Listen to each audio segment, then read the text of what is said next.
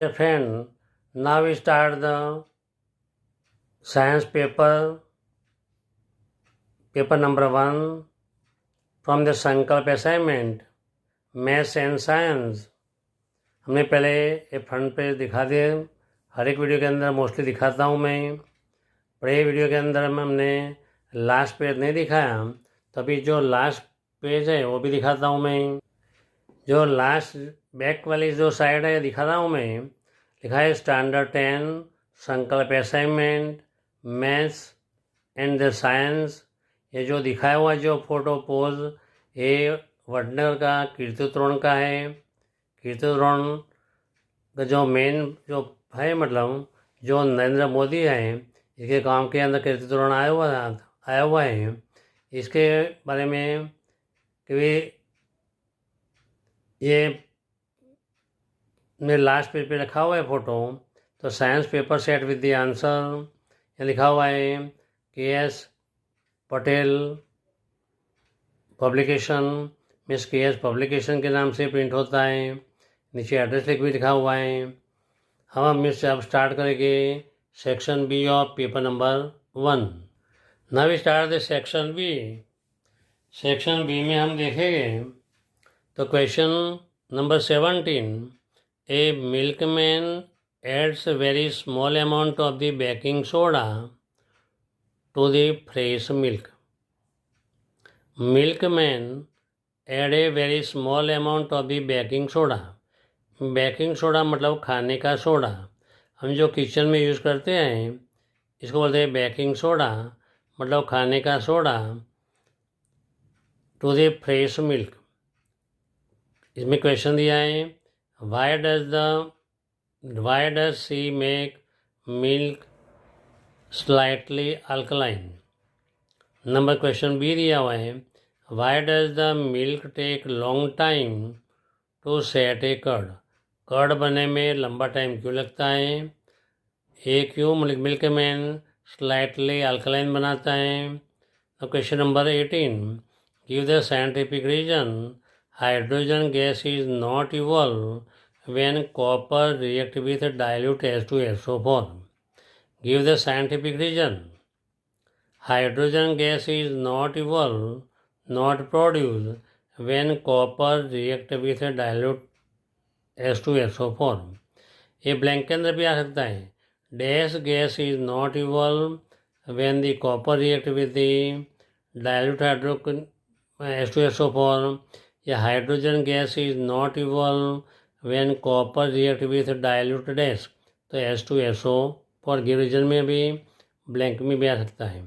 Number 19, an atom has the electronic configuration 287. Number A, what is the atomic number of this element?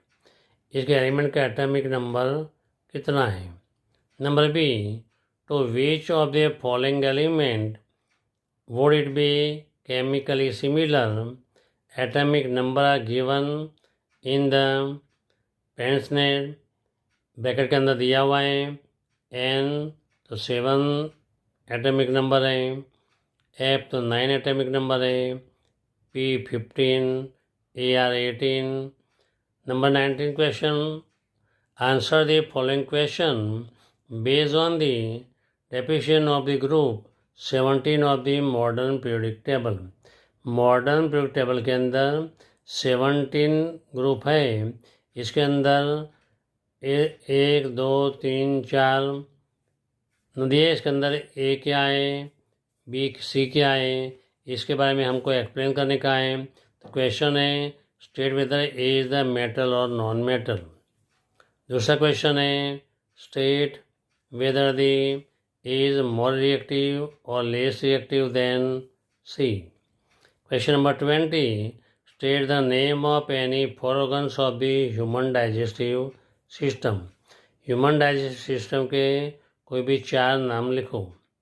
Number 20, state the name of any 4 organs of the human respiratory system. कौन सी system? Respiratory system के कोई भी 4 नाम organ के लिखो। तो मैं मानता हूँ कभी आप 17 से लेके यहाँ 20 तक क्वेश्चन लिख दिए होंगे। अब हम इसके आंसर एक्सप्लेन करेंगे, तो अच्छी तरह ध्यान से सुनना, रीड करना, और ये वीडियो लाइक और सब्सक्राइब करना भूलना नहीं। ऐसे जितने भी पेपर होंगे वो आपको एग्ज़ाम तक मिलते जाएंगे। Now answer number 17, a milkman add a very small amount of the baking soda to fresh milk. Milk convert into the curd is contain lactic acid. By adding small quantity of baking soda, it turn basic property. Milk के अंदर lactic acid होता है। ये थोड़ा time के बाद acid अपनी property दिखाता है। तो एसिड कैसे टेस्ट के अंदर सोवर होते हैं, खट्टे होते हैं। खट्टे के होने के हिसाब से जो कन्वर्ट होता है, बराबर, ये कर्ड के अंदर कन्वर्ट होता है। बेकिंग सोडा ऐड करने से जो एसिडिटी है, एसिडिक मीडियम है, लैक्टिक बेसिक की तरफ जाएगा।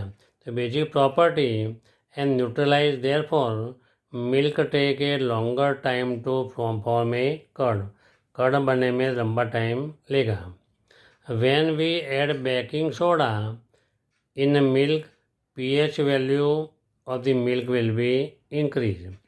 जो मिल्क की pH अप्रोक्सीमेटली 6 के आसपास होती है, 5 और 6 के आसपास होती है, वो बढ़ेगी, न्यूट्रलाइज की तरफ जाएगा। तो इंक्रीज बढ़ने क्या होता है, अल्कलाइन के फॉर्म में जाएगा, तो कर्ड बनने में थोड़ा टाइम लगेगा। तो baking soda possesses the basic nature, it does not allow to milk to turn the sour quickly. तो मिल्क को जल्दी सोवर के फॉर्म में लाने के लिए इसको हेल्प करता नहीं है। क्यों? कि न्यूट्रलाइज फॉर्म में हुआ। तो baking soda possesses the basic nature, milk के अंदर एसिडिक नेचर था, ये सोडा बेसिक नेचर है। It does not allow to milk to turn this sour quickly. Now answer number 18, in the reactivity series the metal in the position above the hydrogen react with dilute acid and produce the hydrogen gas. Copper is in the lower position than the hydrogen reactive series metal, so copper is very less reactive element. So copper does not react with the dilute H2SO4 and produce the hydrogen gas. Means does not produce the hydrogen gas. तो फिर से कभी dilute hydrochloric acid एक copper के साथ reactive करके hydrogen gas evolve कर सकता नहीं है। इसका रीजन क्या है? In reactivity series of metal in the position above the hydrogen, hydrogen के एबोव ऊपर की side react with it dilute acid and produce the hydrogen. तो हाइड्रोजन की जो पोजीशन है रिएक्टिविटी सीरीज के अंदर, इसके अपर वाली मैटर है वो एसिड के साथ, डाइल्यूट एसिड के साथ रिएक्टिव करते हैं और हाइड्रोजन प्रोड्यूस करते हैं। But copper is lower position of the hydrogen in reactivity series of metal, so copper is very less reactive metal. Copper does not react with the dilute H2SO4 and hydrogen gas does not evolve. Question number 19. An atom has the electron configuration 287. 287 ऐसे configuration दिया हुआ है।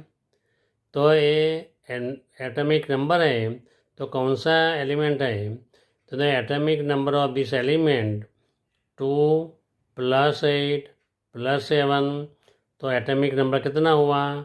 17। तो 17 number किसका है? तो chlorine का है। ये अपने को एटॉमिक नंबर याद करने पड़ेंगे। Number B, there are 7 electron in out most orbit. यहाँ 2 है, तो के में 2 होते हैं, एल के अंदर 8 होते हैं, एम के अंदर 8 होते हैं। तो पहला फिल हो गया है 2, जो सेकंड भी ऑर्बिट फिल हो गई है। थर्ड ऑर्बिट के अंदर 8 होना चाहिए, में 1 अभी कम पड़ता है। तो there are 7 electron in outmost orbit out of give statement the fluorine gas has the electron configuration 2 7. It has the 7 electron in outermost orbit. Therefore fluorine is similar to the chlorine. तो fluorine and chlorine similar है। कैसे similar है? इसके outmost orbit के अंदर 7 है, configuration के अंदर एफ के बाजू में 9 लिखा था एटॉमिक नंबर। तो पहले ही ऑर्बिट के अंदर के फिल होता है, सेकंड के अंदर 8 होता है, बट 2 + 7 9 हो जाता है, इसलिए 7 आउटमोस्ट ऑर्बिट के इसमें भी 7 है, इसमें भी 7 है। तो आउटमोस्ट ऑर्बिट के अंदर therefore fluorine is similar to the chlorine. Now question number 19. Element A and C are in group 17 of the modern periodic table. जो टेबल दिया था इसके हिसाब से पहले में डैश ग्रुप 17 दिया था, डैश दिया था, ए लिखा था, डैश बाद में सी लिखा था।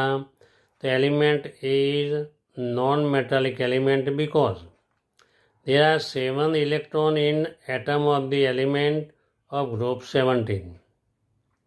Group 17 के अंदर outmost element there are 7 electron at the atom of the element in group 17 and they are the non-metallic element. Question B था element A is more reactive than C. So which element is more reactive?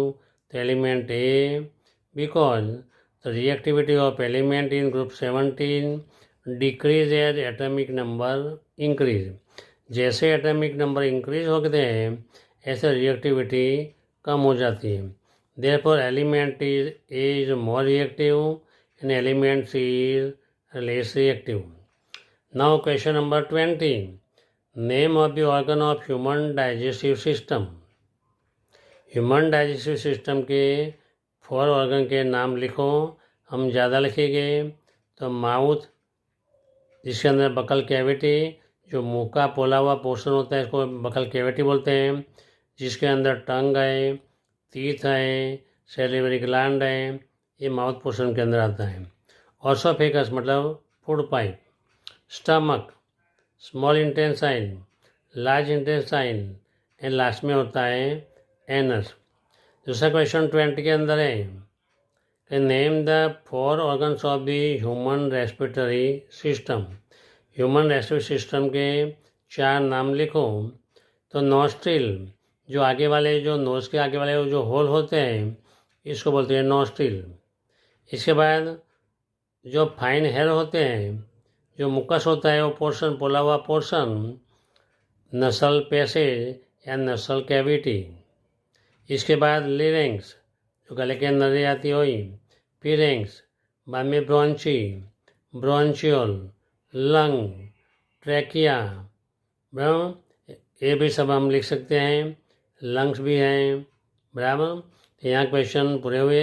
अभी हम 21 से आगे question लिखते हैं, बाद में इसका आंसर हम एक्सप्लेन करेंगे।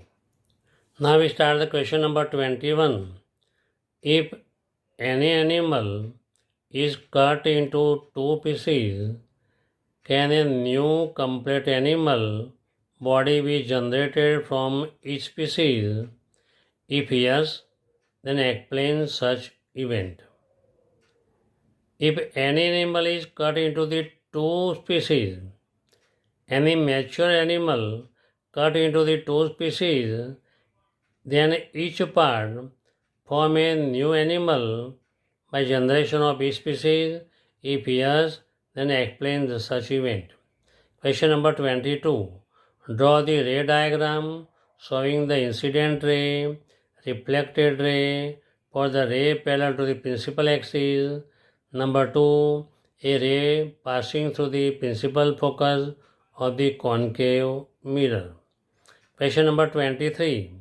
State the advantage, merits or series combination of the registration. Means series connection का रजिस्ट्रेशन है, इसके एडवांटेज लिखो या मेरिट्स लिखो, ये क्या है।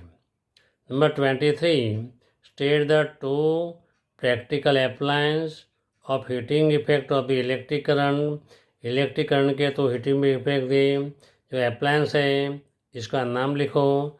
Question number 24, explain electric fuse is an important component of the all domestic circuit.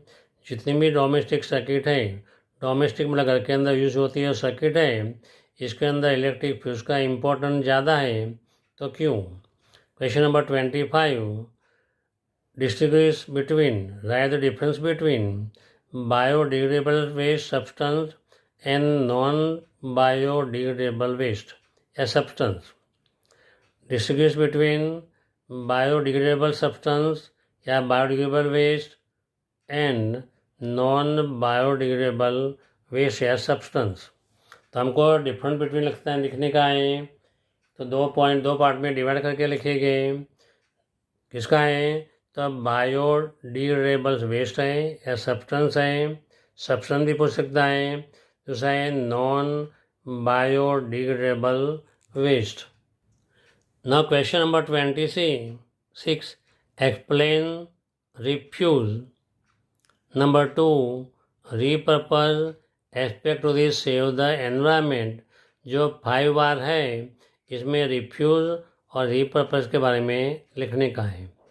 और which 4 steps should be you suggest to reduce the use of the energy. Energy का वेस्टेज कम हो जाए या एनर्जी कम हो जाए, इसके तुम कौन से 4 स्टेप सजेस्ट करते हो लिखने का है। तो which 4 step you suggest to reduce, कम करने के लिए, the use of the energy. तो एनर्जी का प्रयूज़ कम करने के लिए तुम कौन से 4 स्टेप को सजेस्ट करते हो। तो यहाँ सेक्शन भी कंप्लीट होता है। अब हम देखेंगे इसके answer. Now we start the answer number 21।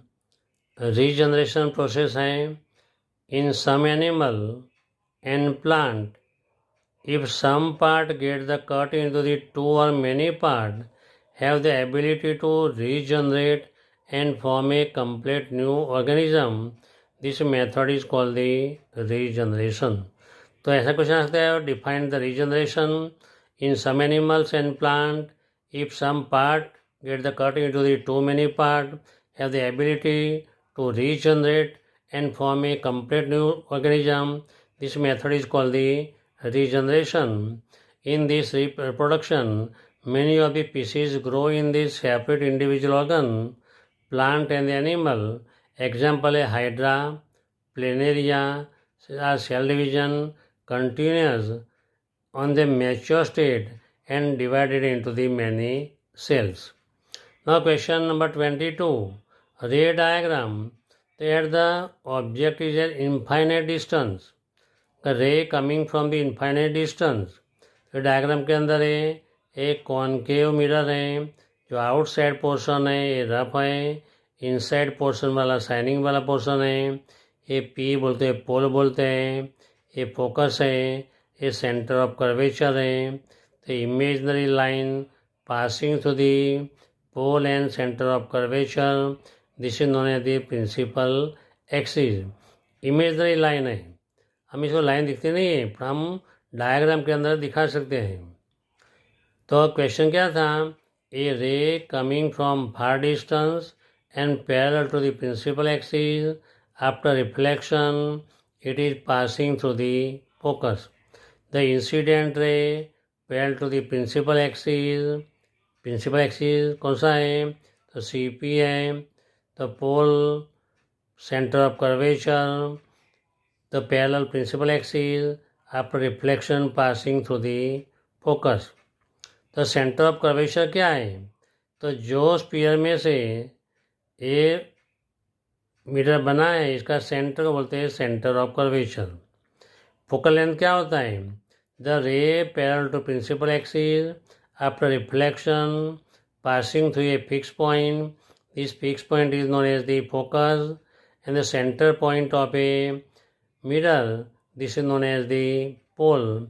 तो एम डैश ए मिरर है, पी पोल है, focus and centre of curvature है। the ray parallel to principal incident ray, parallel to principal axis, after reflection passing through the focus. अभी रे number 2 है, a ray coming from incident ray, incident on the principal focus, after reflection it is parallel to the principal axis. A diagram, a dash mirror है, pole focus center of curvature means PC is the imaginary line. This is known as the principal axis. Ray, incident ray passing through the focus, it is parallel to the principal axis. This is the reflected ray. The ray passing through the focus, after reflection it is parallel to the principal axis. Means first का converse है, उल्टा है. First में क्या था, parallel to principal axis, passing after reflection passing to the focus. यहाँ incident from the focus parallel to the principal axis. तो जो फर्स्ट रे था parallel to principal axis, after reflection passing to the focus था. Ray number second है, the ray passing to the focus which is parallel to the principal axis, after reflection parallel to the principal axis. Now question number 23. Advantage of the series connection of resistance. तो series connection का advantage merit क्या है? The total resistance in circuit can be increase by connecting the resistance in series. The total resistance be in circuit can be increase by connecting the resistance in series. Series के अंदर resistance बढ़ाते हुए total resistance हम बढ़ा सकते हैं. Due to resistance is decrease और it can be control, हम कंट्रोल भी कर सकते हैं. If a fuse is connected in the series connection, appliance like the TV, AC, bulb etcetera protect from the overload and short circuit fuse wire burn and prevent the from the damage. तो fuse का function क्या है? If a fuse important क्यों है? A fuse is connected in the series, the appliance like the TV, AC, bulb, geyser etcetera protect from the overloading और ए short circuit. जब overload होता है तब क्या होता है? तो फ्यूज़ विल बी बर्न. जो फ्यूज़ का वायर होता है जिसका मेल्टिंग पॉइंट लो होता है जल्दी पिघल जाएगा और सर्किट ब्रेक हो जाएगी. जो डैमेज होता है वो क्या होता है? तो रोक सकते हैं हम. तो short circuit fuse wire burn and prevent from the damage. Now इसके ऑप्शन में क्वेश्चन नंबर 23 है. Two practical appliance on the heating effect of the electric current. On passing the electric current, very thin wire, like the tungsten filament of the high resistance, it become hot and superheated. It become the lighted. Thus, the light can be obtained by electric bulb on heating effect of the electric current. Heat can be produced in the electric iron as well as the electric oven, geyser, etc. in the home appliance. तो home appliance के अंदर कैसे हैं? तो bulb के अंदर है, electric iron के अंदर है, ओवन के अंदर है, गीजर के अंदर है. बराबर. तो बल्ब के अंदर कैसे होता है? तो टंगस्टन मेटल का जो फिलामेंट होता है वो बिल्कुल पतला होता है, थिन होता है. इसके हिसाब से रेजिस्टेंस ज़्यादा होता है. रेजिस्टेंस ज़्यादा होने के हिसाब से हीट होता है. हीट के हिसाब से लाइटेड प्रोड्यूस होता है. इसका लाइट के अंदर कन्वर्जन हुआ. तो हीट का मतलब कभी अप्लायंस का heating effect of the electric current, ये एग्जांपल दिए. Question answer number 24. An electric fuse an important component of the whole circuit. तो डोमेस्टिक सर्किट के अंदर इलेक्ट्रिक फ्यूज का इम्पोर्टेंस ज़्यादा है. क्यों? तो electric fuse work on the principle of heating effect of the electric current.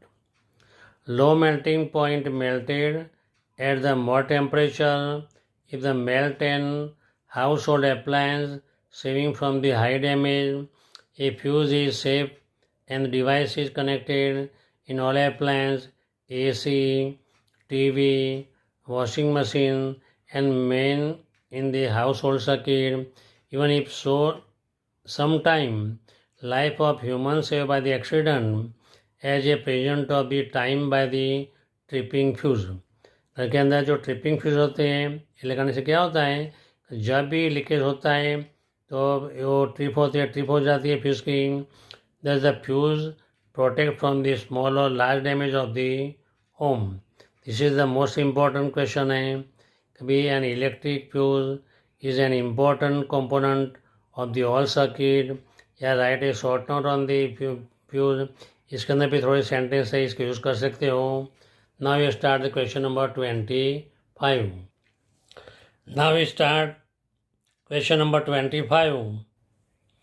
Write the difference between biodegradable waste and non-biodegradable waste. First point, the waste material which can be broken down by biological process are called the biodegradable waste. तो ऐसा भी question आ सकता है define biodegradable waste the waste material which can be broken down by biological process are known as the biodegradable waste. Blank भी आ सकती है the waste material which can be broken down by the biological process are known as dash the biodegradable waste. The waste material which can not be broken down by the biological process are called the non biodegradable waste. इसमें भी question में आ सकता है define the non biodegradable the waste material which can not be broken down by the biological process are called the non biodegradable waste. Point number 2, this type of waste degrade and less amount of the damage to environment and the ecosystem.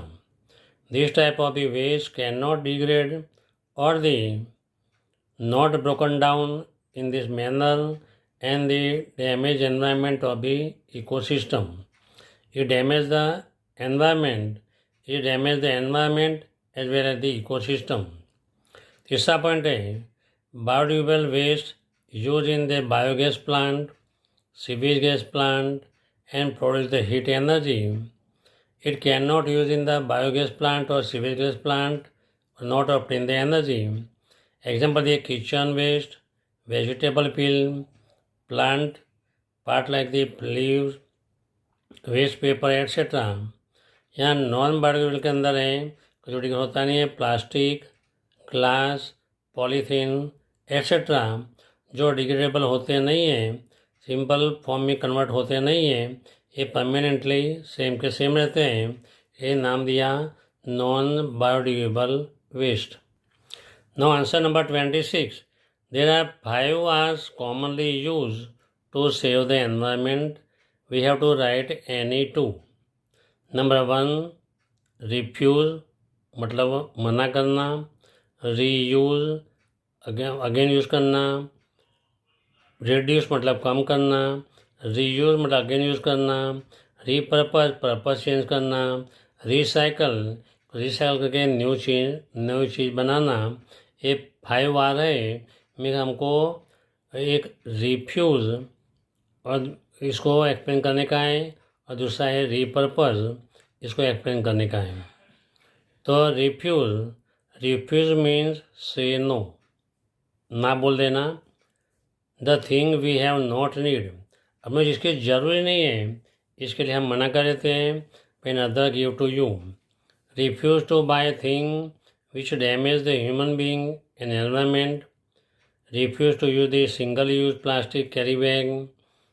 जो single use हैं ऐसे plastic bag दे दो कोई इसको refuse करना चाहिए इसका use करना चाहिए नहीं. Repurpose at the time when product can not be use further for it original purpose then use it for the other some purpose is called the repurpose. Cracked crockery or cup with the broken handle can be used to grow the small plant and fitting water or filling of the water to fitting the vessel of the bird. तो जो crockery है मतलब cup है, cup handle टूट गया है या कुछ पार्ट टूट गया है, इसके अंदर प्लांट ग्रो कर सकते हैं। पानी भर के मतलब बर्ड के लिए पानी पीने के लिए काम में आता है। तो हमने एक्चुअली एम बदल दिया, कप का एम क्या था, एम बदल दिया। इसके बाद number 3 reuse. Reuse means the thing use again and again. It is better than recycling because the process of recycling use some energy.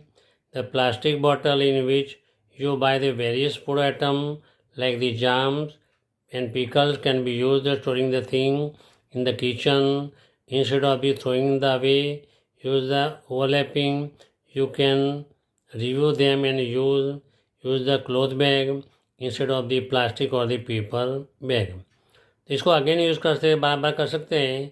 ऐसे मतलब यूज़ कर दो, मतलब जो फेंकने के बदले इसका यूज आइटम एक प्लास्टिक के बोतल के लिए लिखा हुआ है, कभी जाम्स है, पिकल्स है, इसको स्टोर करने के लिए किचन में यूज़ कर दो, बराबर।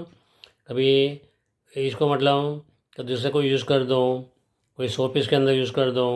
रिड्यूस मतलब कम करना। Number 4 point, reduce means that thing use the less, इसका यूज़ कम करो। एक्चुअली हमको 2 लिखने का था, हम यहाँ 5 के 5 एक्सप्लेन करते हैं। तो इसका रीज़न क्या है कि कौन सा बोर्ड के अंदर पूछे वो फिक्स होता नहीं है। यहाँ पे क्वेश्चन में ये था कभी रेड्यूस एंड रीपर्पस दोनों लिखने का था, पर हमने क्या लिखा कि सब लिख दिए। तो रेड्यूस तुम्हें भी सब लर्न करने का, क्योंकि कौन सा रीजन या कौन सा आर पूछेंगे वो फिक्स होता नहीं। और एक क्वेश्चन 2 मार्क्स में भी आ सकता है, 3 मार्क्स में भी आ सकता है, इसलिए इसको कंप्लीटली लर्न करना ज़रूरी है। Reduce means the thing you have to utilize electric by switching off unnecessary light and fans, save the water by the repairing leakage tap. For 3 और 4 floor building can use the lift and use the step, बराबर। तो lift के बदले can not use the lift, lift के बदले हम step के शब्द यूज़ करके वहाँ फ्लोर पे जाना चाहिए। तो नज़दीक का वहाँ चीज़ परचेज करने की तो स्कूटर के बदले साइकिल लेके जाना चाहिए। इसी तरह मतलब इसको रिड्यूस कम कर सकते हैं फ्यूल का। Recycle, the process of be converting waste into the reusable material is called recycling. What is the recycling? The process of converting waste into the reusable material is called the recycling. You can collect the plastic, paper, glass, material item, recycle in this material to make a usable thing. Segregate the waste and recycle material which done they send to the recycling material. तो segregate का means क्या होता है कि अलग type के waste को अलग करने का। जैसे प्लास्टिक का वेस्ट अलग होता है, जैसा किचन वेस्ट अलग होता है, पेपर वेस्ट अलग होता है, इसे अलग कर दो तो इसके रिसाइकलिंग करने में ईजी होगा। अभी last question, the step of the reduce use of energy flow step as taken. तो तुम एनर्जी रिड्यूस करने के लिए कौन से स्टेप तुम दिखा सकते हो, तो लिख सकते हो। Number 1, the switch off the fan, TV and other electrical appliances when they are not used. Take a stair instead of using the lift up to the 3 or 4 floor. Use the bicycle for the short distance instead of the scooter or the other vehicle. Use the public transport instead of the own vehicle. Use the pressure cooker or solar cooker to save the fuel. तो dear विद्यार्थी मित्रों, यहाँ आपने यहाँ section भी complete किया। अगर video अच्छा लगा हो तो लाइक एंड सब्सक्राइब करना, अपने फ्रेंड सर्कल के अंदर भेजना। मीन्स पेपर नंबर 1 हमने अभी पूरा किया, इसके बाद हम पेपर नंबर 2 क्वेश्चन लिखेंगे और एक्सप्लेन करेंगे। Thank you very much.